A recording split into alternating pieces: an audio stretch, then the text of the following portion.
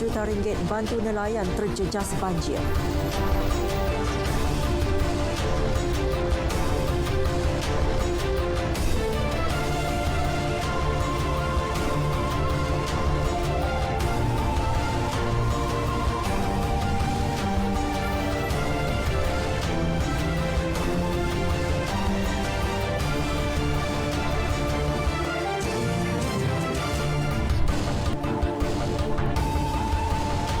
Salam sejahtera, berita wilayah 10 Januari 2021 bersama saya Norlela Muhammad Noor.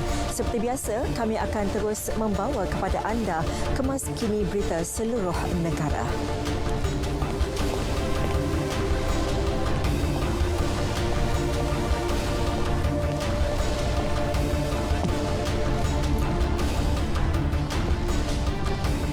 Baiklah, untuk lintas langsung studio mini negeri dimulakan dengan Sarawak bersama Abang Muasili, Abang Abdul Samad yang akan menumpukan laporan mengenai isu pusat kuarantin di Sibu. Seterusnya kita ke Sabah bersama Rita Aloysius Malik. Tumpuannya adalah mengenai cadangan PKP.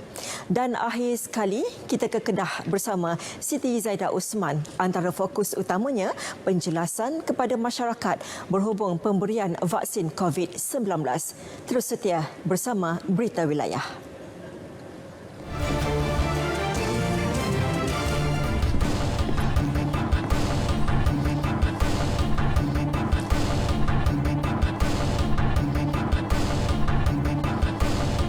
Perdana Menteri Tan Sri Muhyiddin Yassin hari ini turun padang ke Pahang bagi menyaksikan sendiri perkembangan banjir di dua daerah terjejas teruk iaitu Temerloh dan Maran. Sejurus tamat lawatan di Temerloh, beliau ke Pusat Pemindahan Sementara PPS Sekolah Menengah Kebangsaan Tengku Ampuan Afzan Cenor di Maran. Perdana Menteri kemudian dibawa mendengar taklimat laporan bencana banjir daerah Maran yang disampaikan oleh Pegawai Daerah Maran Syarudin Jali selama 15 minit bagi menjelaskan situasi semasa perkembangan banjir di daerah itu. Tan Sri Muhyiddin kemudian dibawa ke Dewan Sekolah yang menempatkan 173 penduduk daripada 53 buah keluarga terjejas banjir. Perdana Menteri mengambil masa kira-kira 40 minit beramah mesra bersama penduduk terjejas banjir dan bertanyakan khabar mereka. Turut mengiringi beliau, Menteri Besar Pahang Datuk Seri Wan Rusdi Wan Ismail, Setiausaha Kerajaan Negeri Datuk Seri Dr. Salihuddin Ishak. Lawatan tersebut juga disertai barisan kepimpinan tertinggi negeri dan Ketua Pengarah Agensi Bencana Negara NETMA Datuk Dr. Aminuddin Hashim. Terdahulu, Perdana Menteri turut menziarahi penduduk terjejas di Pusat Pemindahan Sementara SMK seberang Temerloh. Tan Sri Muhyiddin turut berkesempatan menyantuni warga emas dan menyampaikan sumbangan kit makanan kepada mereka. Tak ada lagi COVID, dengar cerita apa tak ada kan. Dia orang pun pantau juga COVID, pakai mask setiap hari, isi borang apa semua kan. Tak ada lagi pasal COVID dekat sini. Dia pasti khawatir lah apa kemudahan tadi lah. Saya sangat berterima kasih lah pada hati lah. Kemudian sini semua ada cukup. Lagi pun pengurusan sini pun dia orang jaga semua. Memang harap sangat. Tolonglah. Tak larat kita orang. Memang kita memang harapkan sangat minta bantuan. Tolong bersihkan rumah kita orang dengan mak saudara lagi, dengan mak mentua lagi. Mak dah tua dah, kesian dia. Minta harap sangatlah. Tolonglah bantu kita orang. Jumlah penduduk terjejas banjir di Pusat Pemindahan Sementara PPS di Terengganu, Kelantan dan Perak semakin berkurangan. Bagaimanapun di Pahang sedikit meningkat. Begitu juga di Johor. Berikutan ada kawasan baharu dilanda banjir. Setakat 4 petang tadi, portal info banjir Jabatan Kebajikan Masyarakat JKM melaporkan masih terdapat lebih 33,629 penduduk di 300 PPS. Kita ikuti statistik penduduk terjejas mengikut negeri dan daerah.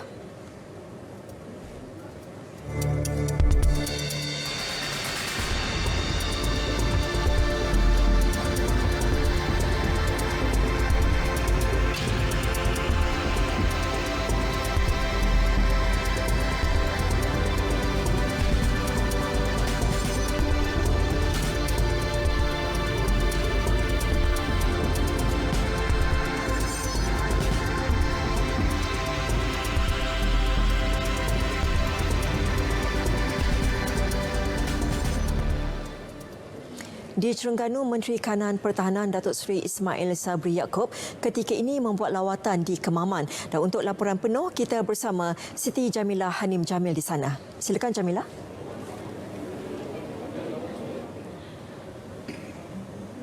Terima kasih rakan tugas di Angkasa Puri. Assalamualaikum dan salam sejahtera. Langsung dari Terengganu ini saya bawakan dari SK Bukit Mentok Kemaman, di mana lokasi ini merupakan salah satu lokasi menempatkan penduduk jas banjir di negeri Terengganu. Dan langsung hari ini saya bawakan khas Menteri Pertahanan Datuk Seri Ismail Sabri Yaakob yang telah membuat lawatan ke sekolah ini. Jadi Datuk Seri, terima kasih sudah bersama kami. Datuk Seri, sepanjang lawatan Datuk Seri ke negeri Pantai Timur, bagaimana Datuk Seri melihat? Saya berpuas hati dengan keadaan di pusat-pusat perpindahan sementara, terutamanya dari segi servis perkhidmatan yang diberi oleh agensi-agensi kerajaan tu nampak tersusun dan tidak banyak aduan yang saya terima lah, ya. Dari segi makan, dari segi tempat tinggal mereka dan sebagainya. Walaupun saya tahu bukan perfect apa yang diberikan oleh kerajaan, tapi secara keseluruhannya saya nampak ianya dapat diterima oleh mangsa yang berpindah ke pusat pemindahan sementara. Ya. Datuk Seri berpuas hati setakat dengan kunjungan Datuk Seri? Ya, setakat ini saya puas hati sebab setiap tempat yang saya pergi saya akan tanya.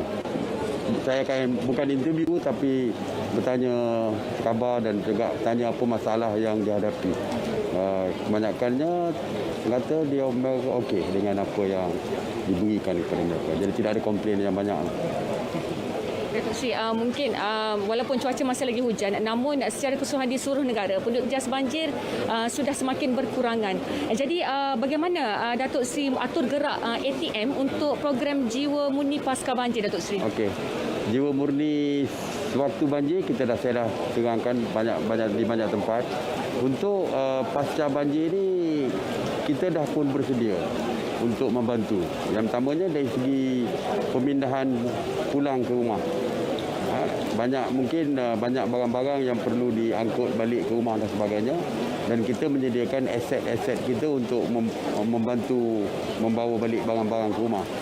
Yang keduanya, saya percaya akan ada program besar-besaran dari segi pembersihan tempat-tempat awam, pembersihan rumah dan sebagainya. Dan kita juga bersedia. Kita bersedia dengan anggota kita untuk membantu membersihkan kawasan awam, malah membersih rumah-rumah individu-individu. Dan kita bersedia. Dan kita akan bekerjasama dengan pusat pengurusan bencana banjir daerah untuk kita dapat menyelaraskan dari segi gerak kerja yang kita boleh bantu untuk meringankan bebanan mangsa yang akan pulang ke rumah masing-masing. Ya. Okey, terima kasih Datuk Seri. Itulah tadi antara perkongsian oleh Menteri Pertahanan Datuk Seri Ismail Sabri Yaakob. Walaupun dalam kesundukan masa, namun Datuk Seri masih sempat meluangkan masa untuk melihat banjir di negeri di Pantai Timur ini. Jadi saya rasa setakat dapat saya kongsikan hari ini. Kembali berakan tugas di Angkasa Puri, silakan. Baik, terima kasih Jamilah. Baiklah, kita beralih ke Johor. Setakat 4 petang tadi, jumlah penduduk terjejas banjir terus catat peningkatan kepada 1,251 penduduk daripada 382 keluarga di seluruh negeri. Ini susulan hujan berterusan sejak lewat petang semalam. Dan bagi mendapatkan perkembangan terkini, kita bersama Erwin Zaid yang kini bersedia di Skudai. Erwin, silakan.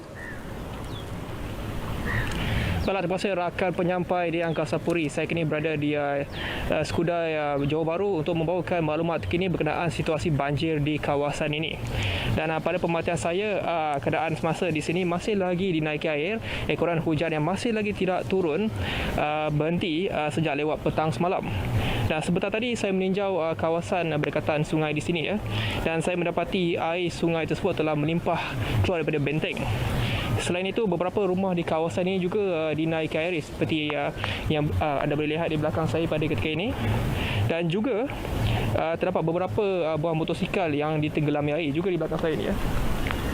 Dan juga sebentar tadi kaki tangan kerajaan negeri turun untuk meninjau kawasan ini. Baiklah, sekian saja laporan saya dari Skudai, Johor Bahru. Kita kembali semula kepada rakan tugas di Angkasa Puri. Silakan. Erwin, terima kasih.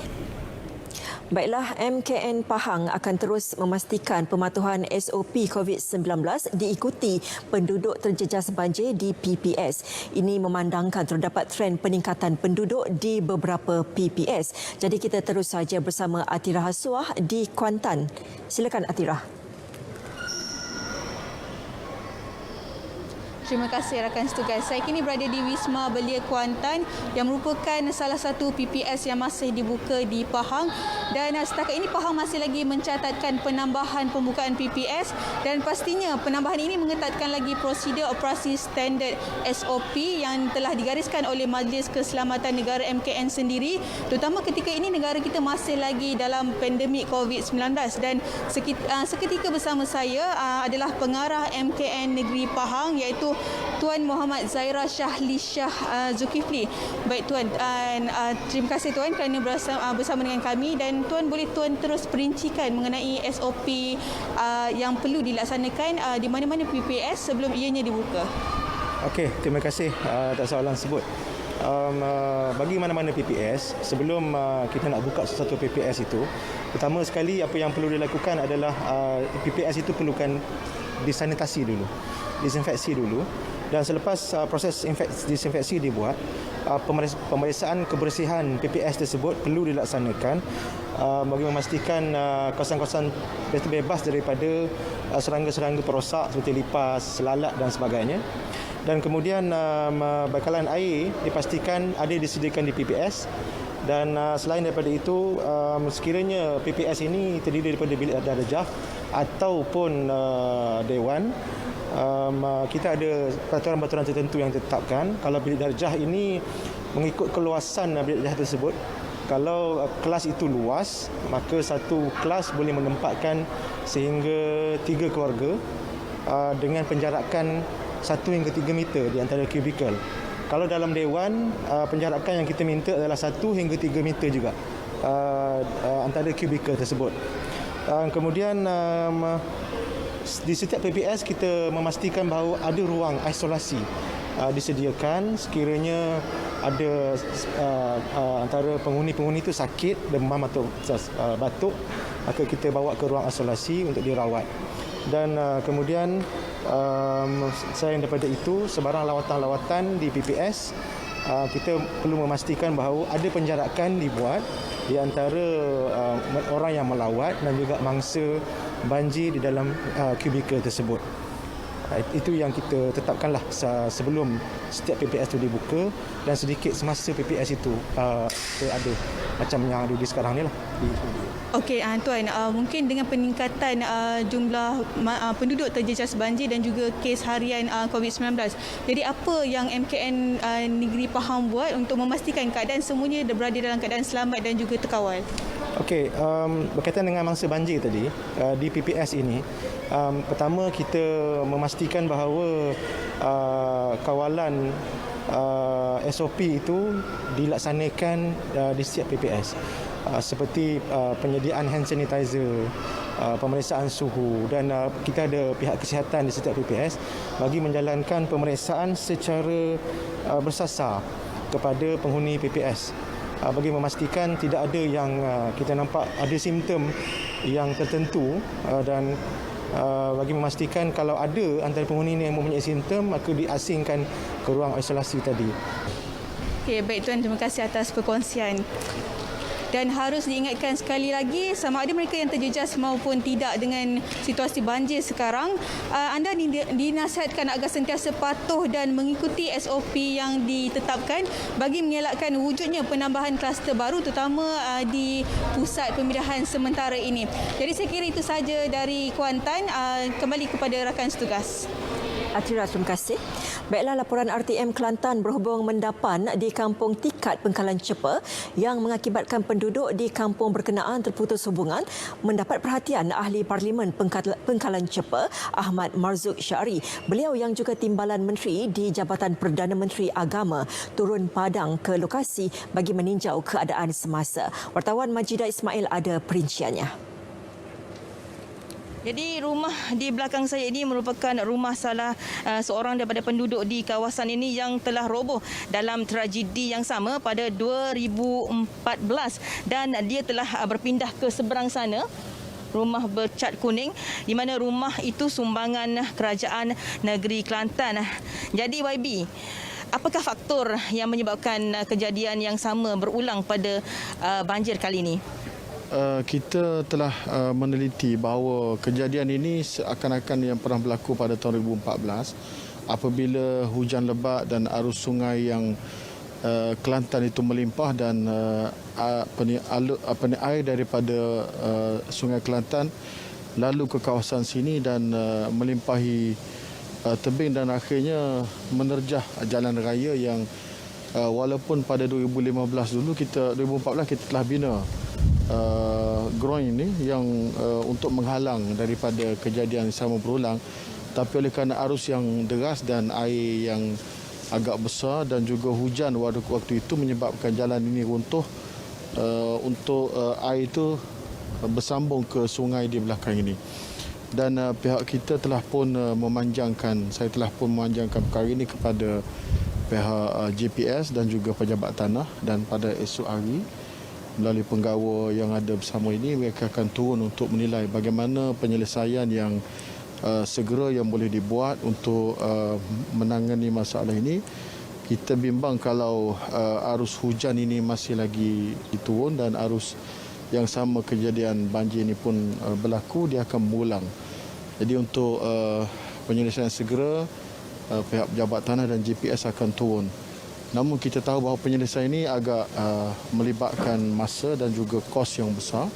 InsyaAllah semuanya akan diteliti oleh pihak berwajib. Terima kasih YB.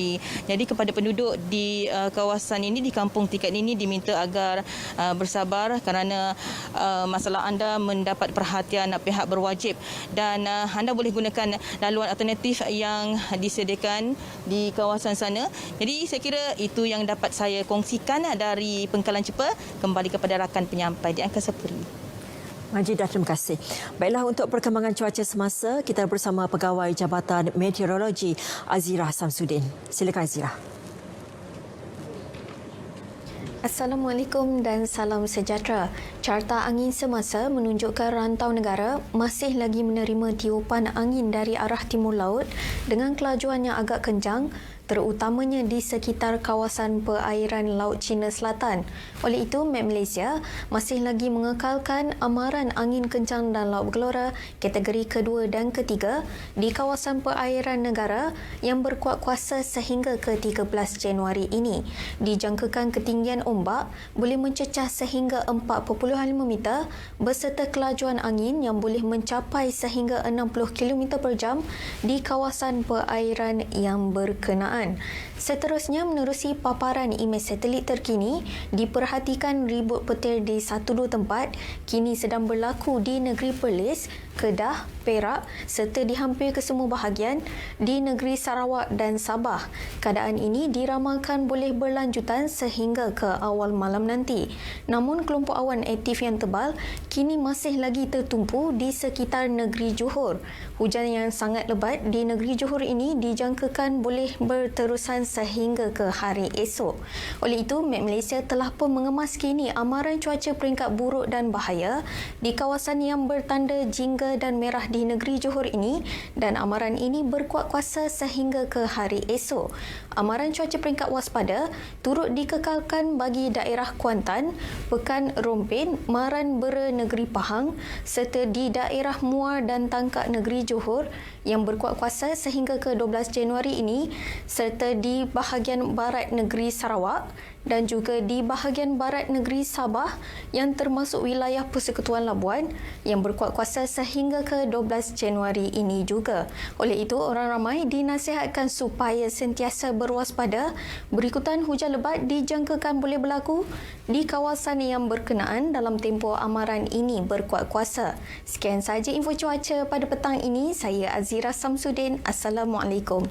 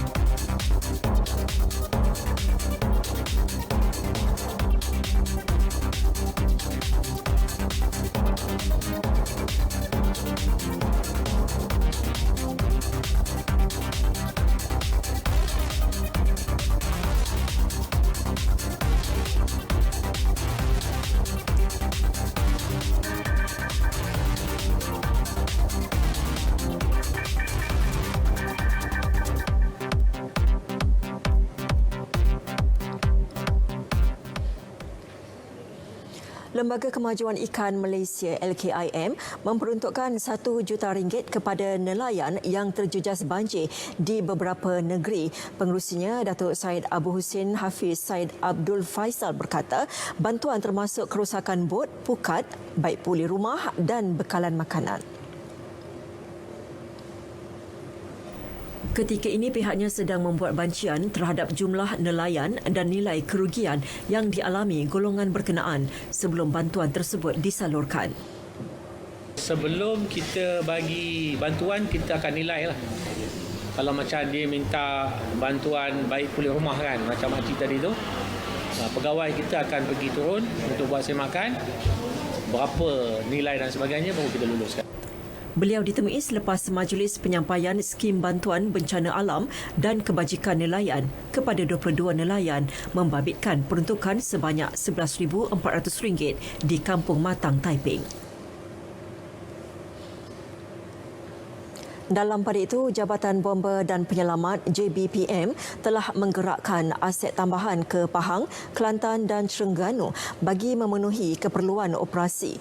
Pengarah Bahagian Operasi Kebombaan dan Penyelamat JBPM, Datuk Nur Hisham Muhammad berkata, aset tambahan meliputi pengangkutan darat dan air. Kita meletakkan ada 3 kita punya pusat penempatan logistik, regional center di selatan, di utara dan juga di pantai timur. Namun begitu kita tengok pada trend sekarang ni pantai di utara tidak berlaku banjir. Jadi fokus kita ialah di pantai timur. So di pantai timur ini kita telah meletakkan aset awal sebelum banjir, iaitu di kawasan Terengganu. Dan aset ini juga telah sekarang ni kita gerakkan ke Kelantan bagi menampung jika berlaku kekurangan di Kelantan. Namun pada masa kini kita tengok keadaan di Kelantan dan Terengganu adalah stabil.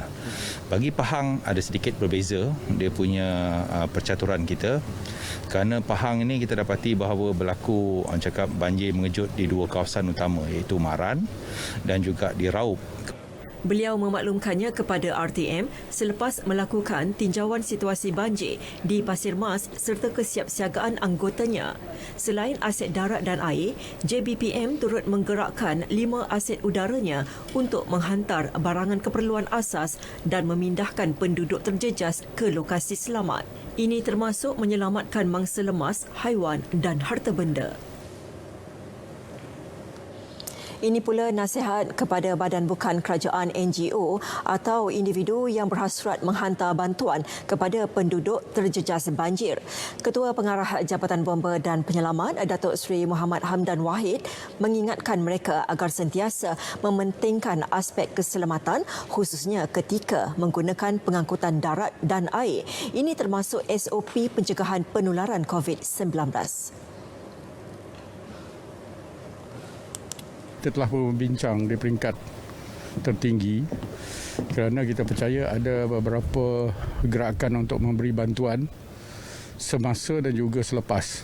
Kita ucap terima kasihlah pada semua yang terlibat ini, kita hargai dan juga kita mengambil maklum. Namun begitu, seperti yang saya nyatakan tadi, bahawa apa-apa bantuan seperti ini perlu mendapat kerjasama dan juga koordinasi yang terbaik daripada focal point yang dianggap sebagai badan penyelaras di peringkat daerah-daerah dan juga negeri-negeri berkenaan. Beliau mengulas insiden bot yang dinaiki satu pasukan sukarelawan terbalik ketika dalam perjalanan menghantar bantuan di Pahang baru-baru ini. Datuk Seri Hamdan memaklumkannya kepada RTM selepas mengadakan tinjauan banjir di Terengganu dan Kelantan.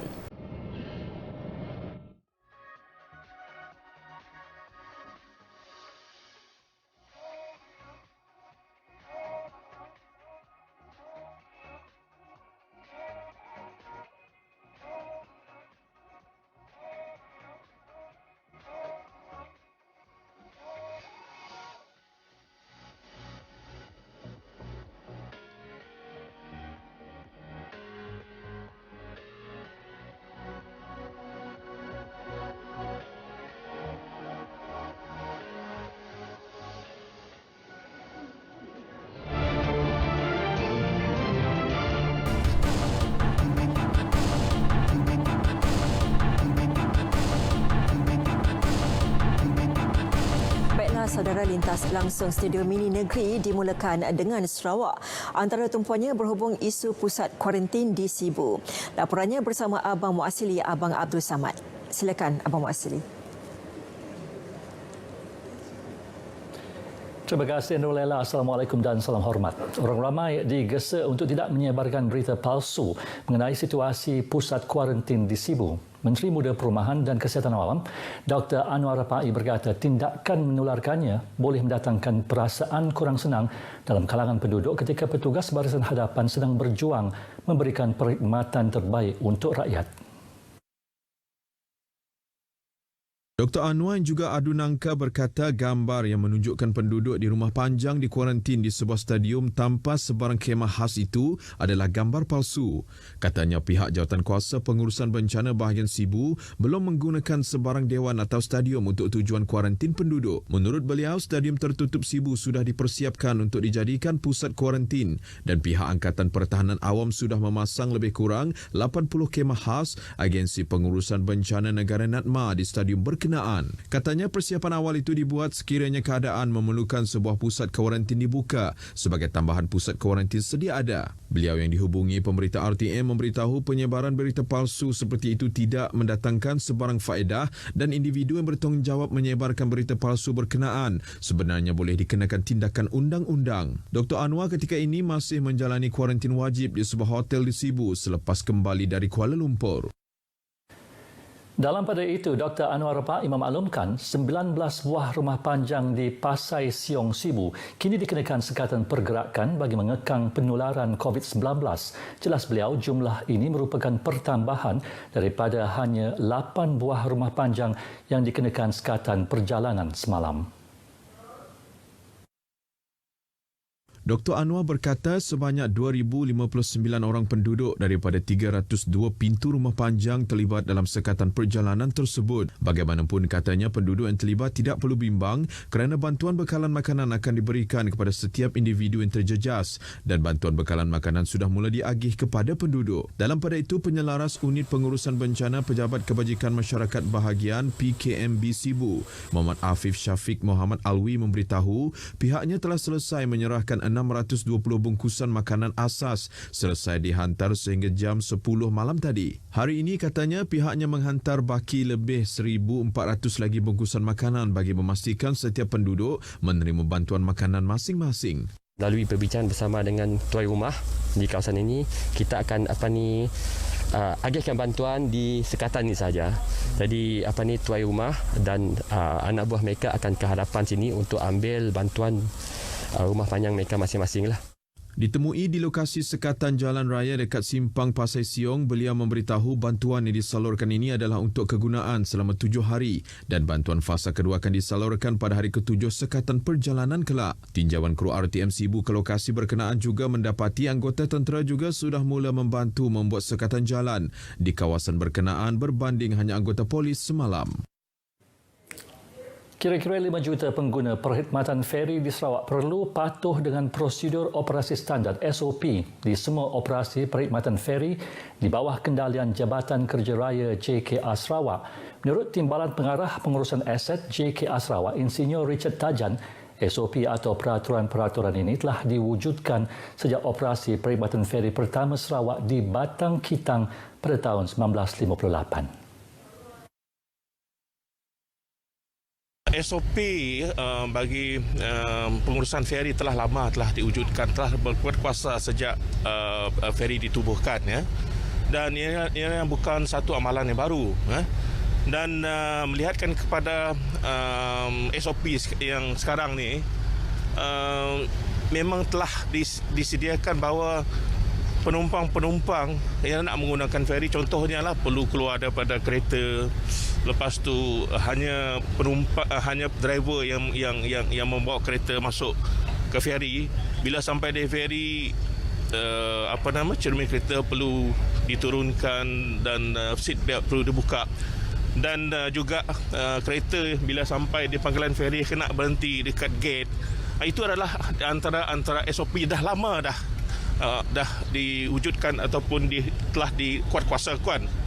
Jelas beliau lagi, sebelum ini JKR tidak menguatkuasakan undang-undang ini kerana tiada kuasa untuk mengenakan kompaun kepadanya Inka.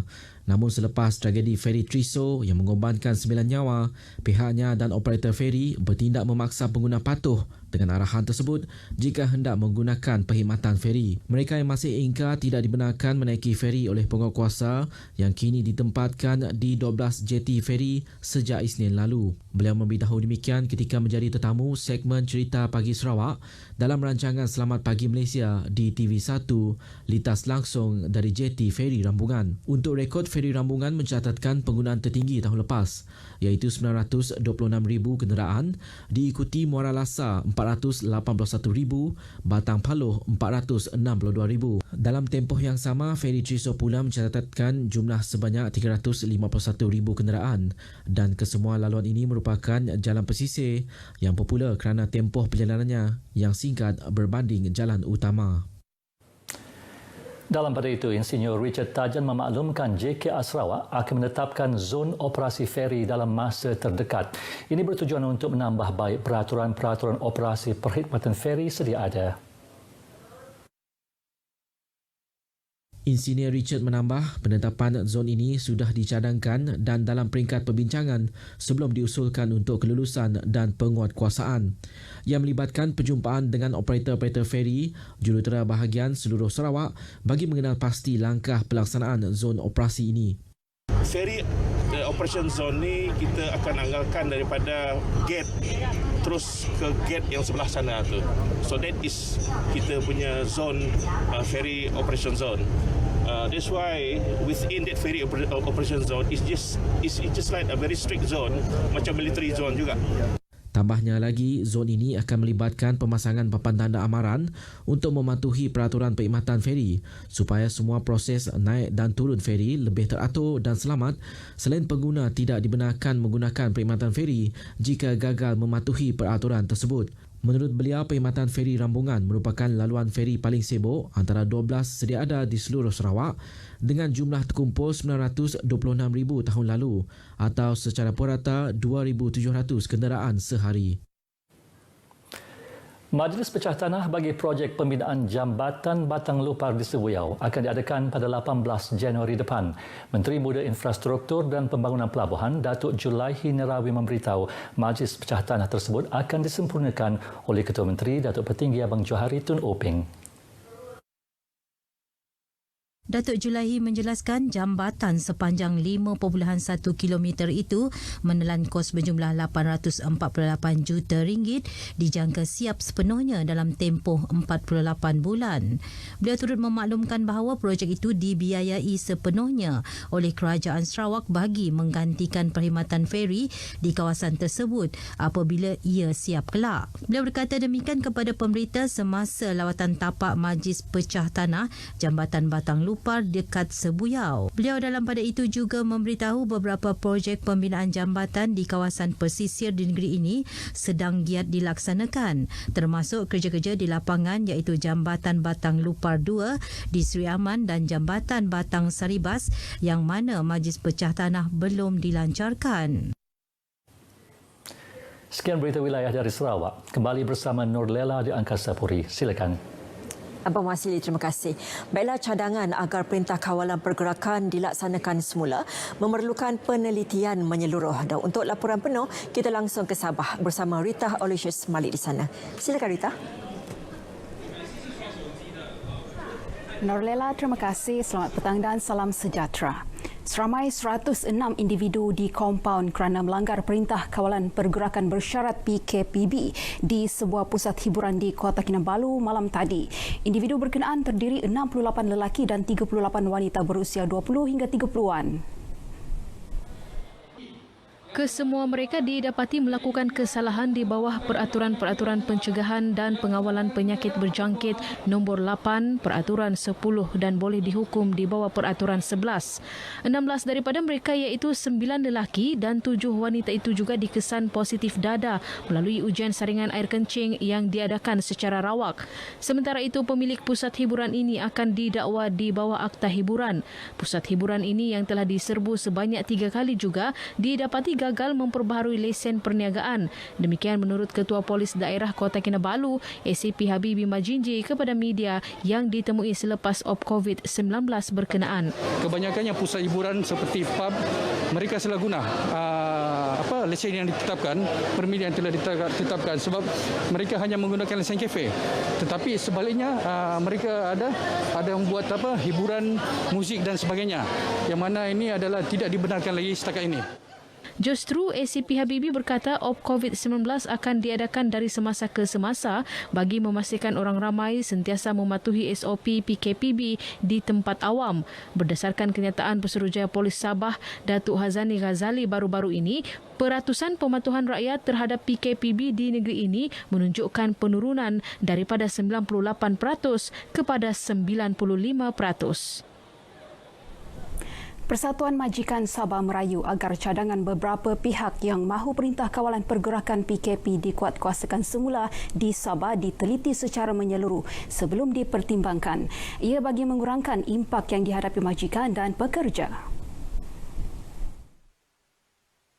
Menurut Presiden Persatuan Majikan Sabah, Yap Jin Boon, selain menguatkuasakan PKP, pematuhan prosedur operasi standard SOP juga merupakan antara langkah berkesan membendung penularan pandemik COVID-19 dalam komuniti. So what we would suggest is the government reimpose back the SOP adopted sometime in October last year, where only essential product and services are allowed. So you don't have inter-district travel. You only have essential businesses allowed to. Beliau berkata demikian kepada pemberita RTM di Kota Kinabalu. Yap juga memohon agar kerajaan mempertimbang semula cadangan agar majikan menanggung kos ujian, rawatan dan pusat kuarantin bagi pekerja yang dijangkiti COVID-19 seperti diumum Kementerian Sumber Manusia baru-baru ini. Persatuan Belia di Sabah diminta agar lebih kreatif menganjurkan program yang bersesuaian dengan keadaan semasa. Penularan pandemik COVID-19 tidak seharusnya menjadi penghalang untuk persatuan bergerak aktif, khususnya melalui penganjuran program secara maya. Pembantu Menteri Belia dan Sukan Sabah Andi Muhammad Suryadi Bandi berkata peruntukan yang disalurkan kerajaan perlu dimanfaatkan sebaik mungkin walaupun semasa Perintah Kawalan Pergerakan Bersyarat PKPB yang sedang dikuatkuasakan. Kita tidak boleh pasif, kita tidak boleh hanya menunggu. Terbaliknya Persatuan Belia ini kena kreatif. Pada masa yang sama, Belia dengan semangat kesukarelawanan mereka terus berusaha terus untuk berdamping dengan aktiviti dan program sesuai dengan motif dan juga objektif persatuan itu. Beliau berkata demikian dalam sidang media selepas Majlis Perasmian Pejabat Gabungan Persatuan Belia Bahagian Sandakan JPBBS dan perjumpaan bersama pengerusi dan wakil JPPBBS di KBS Bahagian Sandakan.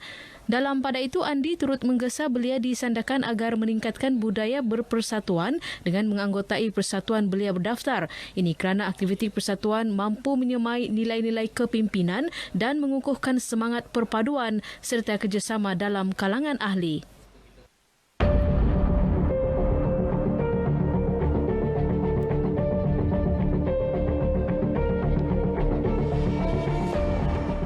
Kalau boleh semua rakyat terus mematuhi SOP seperti biasa, pakai pelitup separuh muka, patuhi penjarakan fizikal, dan kalau boleh pergi tempat-tempat yang sesak tu janganlah bawa anak-anak kecil, golongan-golongan yang berisiko ni. Amun boleh temban je tak rumah, amun nyaun nyen urusan tak luar, tapi amun terpaksa pun anggota luar nut SOP yang I know ditetap oleh kerajaan. Dong lupa mo yen marat hand sanitizer. Hi, this is DJ Selina Light from Sabah VFM English Broadcast. Please follow the SOP, stay safe, keep well and always be with your loved one. Remember, kita jaga kita, kita mesti menang. Hai semua, pastikan anda semua mematuhi SOP yang telah pun ditetapkan. Pastikan anda memakai pelitup separuh muka bila keluar rumah.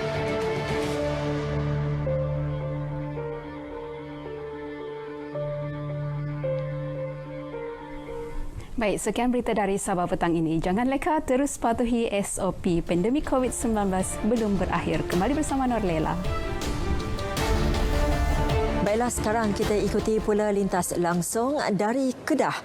Sudah bersedia di sana nampaknya Siti Zaidah Usman. Silakan Siti Zaidah. Terima kasih rakan penyampai di Angkasa Puri.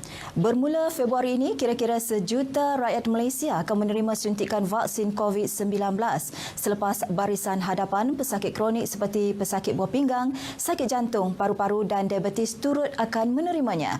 Justru masyarakat di semua peringkat termasuk di kawasan pendalaman perlu diberi penjelasan mengenainya bagi mengelak isu vaksin dimanipulasi oleh pihak yang tidak bertanggungjawab. Exco Pembangunan Luar Bandar, Pembangunan Insan dan Pembasmian Kemiskinan, Datuk Siti Aisyah Ghazali berkata, untuk tujuan itu, Jawatankuasa Pembangunan dan Keselamatan Kampung JPKK seluruh Kedah akan turut digembling untuk membantu pihak berkuasa memberi kefahaman mengenai penggunaan vaksin COVID-19. Kena ada penjelasan daripada pihak masyarakat lah, daripada Kementerian Kesihatan turun ke peringkat negeri dan daerah-daerah memberi taklimat lah secara khusus kepada masyarakat setempat melalui pegawai pejabat daerah, pejabat kesihatan daerah dan JPKK supaya rakyat dapat tahu tentang vaksin ini. Kalau tidak ada mengikut begitu, dia akan jadi satu yang rakyat tak dapat maklumat yang tepat. Beliau ditemui pada program Julangan Bakat Potensi Kanak-Kanak Tabika Kemas Negeri Kedah, peringkat kebangsaan di Alustar.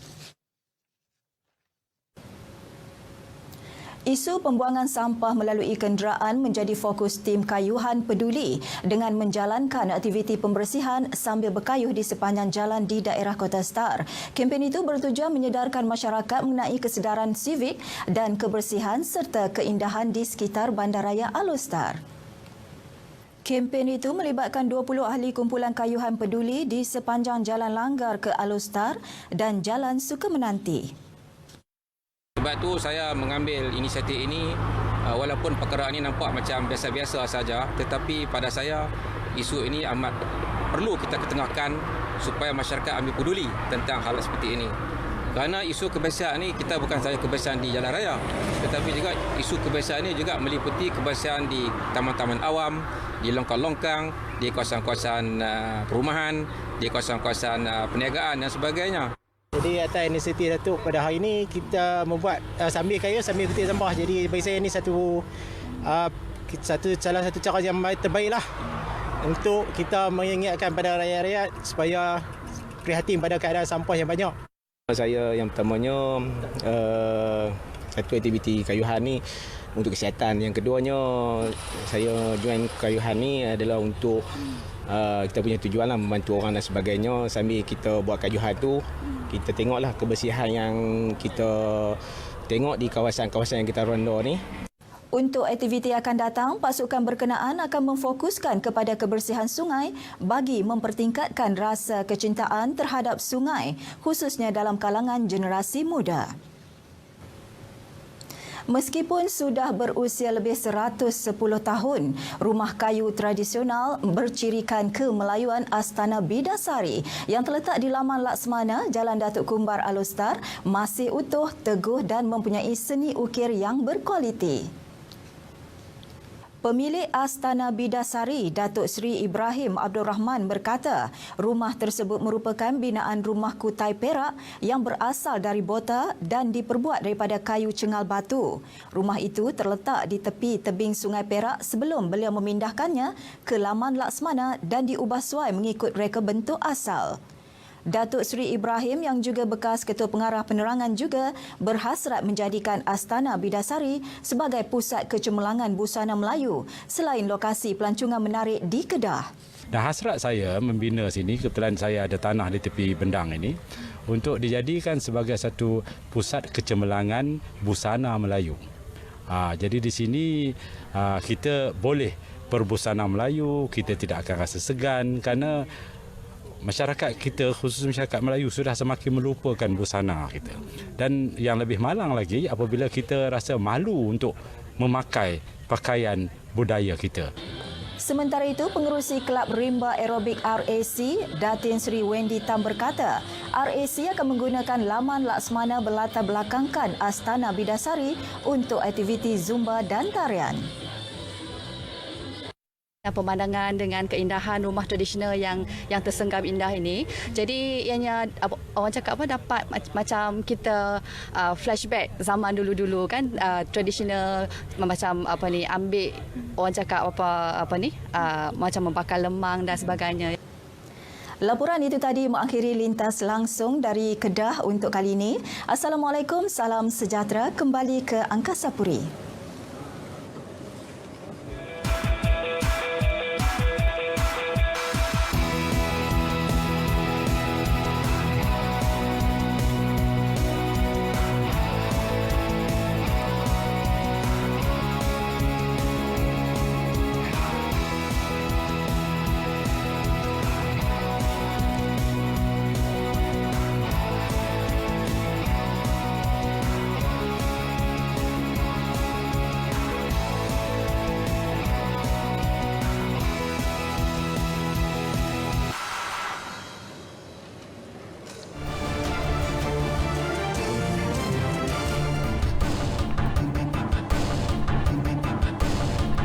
Kembali dalam berita wilayah. Menteri di Jabatan Perdana Menteri Ekonomi, Datuk Seri Mustafa Mohamad disahkan positif COVID-19 hasil ujian saringan yang dikeluarkan malam tadi. Ujian saringan dilakukan sebaik beliau tiba di Kota Baru, Kelantan dari Kuala Lumpur pagi semalam. Datuk Seri Mustafa kemudiannya dimasukkan ke wad Hospital Raja Perempuan Zainab II, Kota Baru pada pukul 10.30 malam tadi untuk tujuan pemantauan. Keadaannya dilaporkan stabil. Pada 1 Januari lalu, beliau telah menjalani ujian saringan COVID-19 dan disahkan negatif.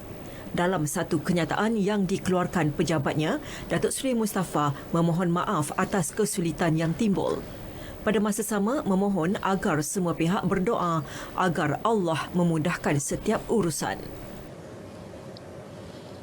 Sebuah pusat kuarantin dan rawatan COVID-19 berisiko rendah PKRC diaktifkan di Kolej Kejururawatan Kuala Terengganu semalam. Pengaktifan PKRC tersebut sebagai langkah kesiapsiagaan menghadapi peningkatan kes positif COVID-19 di negeri itu. Pengarah Kesihatan Terengganu, Dr. Nur Azimi Yunus berkata, PKRC tersebut dibuka secara berfasa dan setakat ini menempatkan 6 pesakit. Pada fasa permulaan, pengoperasian PKRC adalah di bawah Hospital Sultanah Nur Zahirah HSNZ menempatkan 58 katil beserta tilam yang akan ditambah secara berperingkat sehingga kapasiti maksimum sebanyak 150 katil.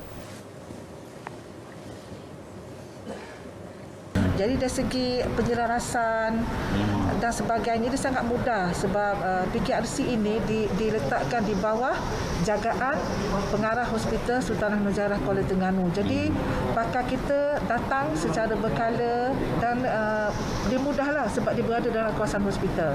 Dan katil itu sedia ada dan dia juga milik Jabatan Kesihatan Negeri Terengganu.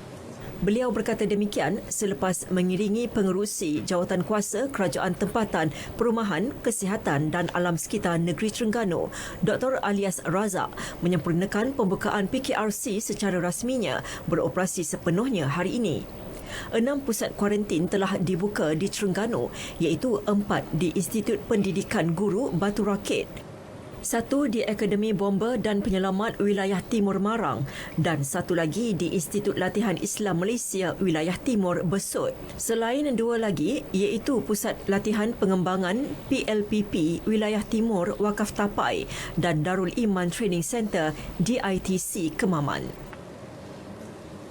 30 penjaja pasar tani di bawah Lembaga Pemasaran Pertanian Fama di Labuan menerima bantuan kembara prihatin negara Jabatan Kebajikan Masyarakat JKM. Bantuan berbentuk makanan disampaikan kepada penjaja dalam kalangan B40 yang terjejas pendapatan susulan pandemik COVID-19.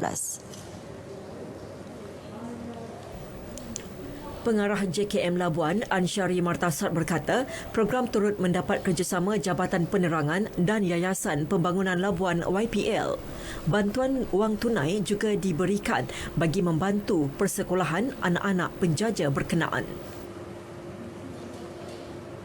Kita akan teruskan daripada semasa ke semasa membantu dan menyantuni masyarakat di wilayah Persekutuan Labuan dalam usaha kita supaya mereka yang kerja sini kita bantu walaupun dalam bentuk one-off tetapi meringankan beban mereka dalam menghadapi kehidupan seharian. Beliau berkata demikian dalam majlis penyerahan yang diadakan di Labuan Walk. Program turut dihadiri Pengarah Jabatan Penerangan Labuan Supian Musa dan Wakil Fama Labuan Nasib Bugal.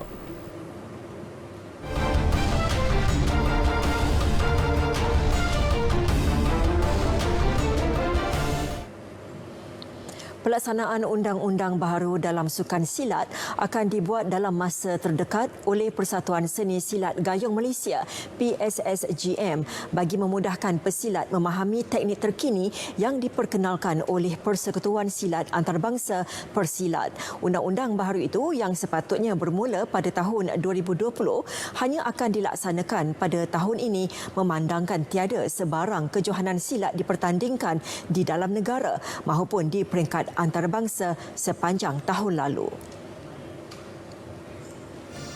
Menurut Yang di-Pertua PSSGM Kuala Lumpur dan Putrajaya, Rizal Hussein, selain teknik permainan dalam gelanggang yang menerima perubahan, sudut penghakiman turut berbeza. Jika sebelum ini terdapat 5 juri penilai dan seorang wasit dalam gelanggang, selepas ini setiap pertarungan hanya akan dibarisi 3 orang juri, di samping 3 buah kamera ditempatkan di setiap penjuru berserta seorang wasit di dalam gelanggang. Berubahlah. So sekarang ni silat tu dia dah boleh macam lebih kepada freestyle. Maknanya pesilat tu bebas untuk melakukan segala serangan, segala bela diri, bela serangan dan keadaan yang tak ada banyak-banyak sangat undang-undang. Contohnya lah mereka dulu kita boleh lakukan 6 serangan. Sekarang ni selagi tak keluar garisan boleh menyerang. Sekali tak keluar garisan boleh menerima serangan tu. Itulah sukan baru sekarang ni yang dilakukan oleh Persilat, sukan silat antarabangsa dan telah disediakan oleh pihak pesaka.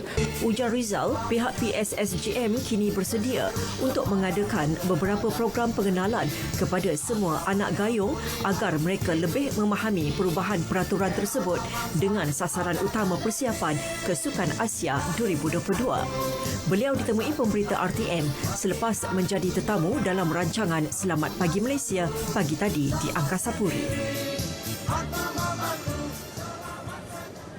Kedah Darul Aman FC KDA FC sah mengikat pemain kebangsaan Singapura berusia 26 tahun M. Anumaden selama semusim. Perkara itu diumumkan kelab berkenaan melalui laman Facebook rasmi mereka.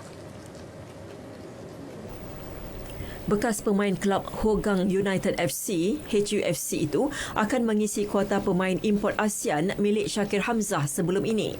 Menurut KDA FC, pemain berketinggian 1.81 meter itu akan beraksi di posisi tengah bagi musim 2021. Kemampuan Anumaden beraksi di beberapa posisi penting termasuk pertahanan tengah telah berjaya memikat barisan kejurulatihan KDA FC.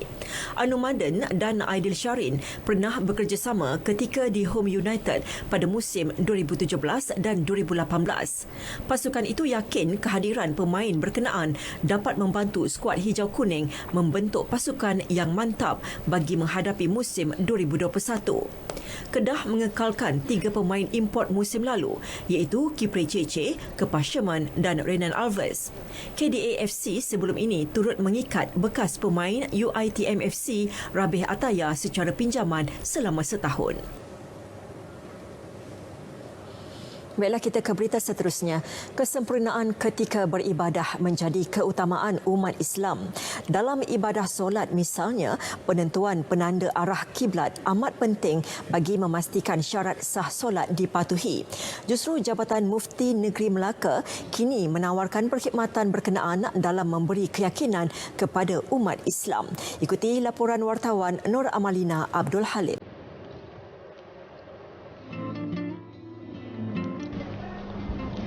Seringkali kita menggunakan aplikasi di dalam telefon pintar kita untuk mencari arah kiblat dengan betul. Namun, Jabatan Mufti Melaka menggunakan kaedah cerapan matahari yang dibawa masuk ke dalam rumah, kemudian menggunakan alat laser ini untuk menanda arah kiblat dengan betul. Menurut Pengarah Jabatan Mufti Negeri Dato' Abdul Halim Tawil, sebelum ini pihaknya hanya menyediakan perkhidmatan tersebut bagi surau, sekolah dan hotel. Kini ia diperluas untuk permis kediaman dan pejabat selepas pihaknya menerima pertanyaan orang ramai berhubung perkara berkenaan. Sehubungan itu, umat Islam yang berminat boleh mendapatkan perkhidmatan menentukan arah kiblat dengan kadar RM100 dan dibayar kepada Majlis Agama Islam Melaka Maim. Yang saya yakin ramai masyarakat kita bila bersembahyang di rumah mereka agak-agak sahaja berdasarkan apa yang berlaku dibuat oleh jiran sebelah contohnya, ataupun dia melihat pada arah matahari terbenam dan sebagainya, ataupun dia menggunakan aplikasi-aplikasi smartphone atau mudah alih. Jadi saya yakin pada masyarakat kebanyakan adalah menggunakan kaedah yakin dengan apa yang mereka lakukan. Tetapi dengan adanya penandaan arah kiblat di rumah perniagaan ini, di rumah-rumah persendirian ini, kami mengharap lebih menimbulkan keyakinan dan kesempurnaan rumah tadi, dan kita doakan rumah yang menjadi tempat pelindungan, tempat tinggal harian juga menjadi tempat untuk kita mencari keredaan Allah di muka bumi ini sebagai persiapan kita menjelang ke kehidupan yang lebih kekal lagi di akhirat nanti. Jabatan Mufti Negeri kini sedang bekerjasama dengan beberapa pemaju perumahan untuk program tersebut.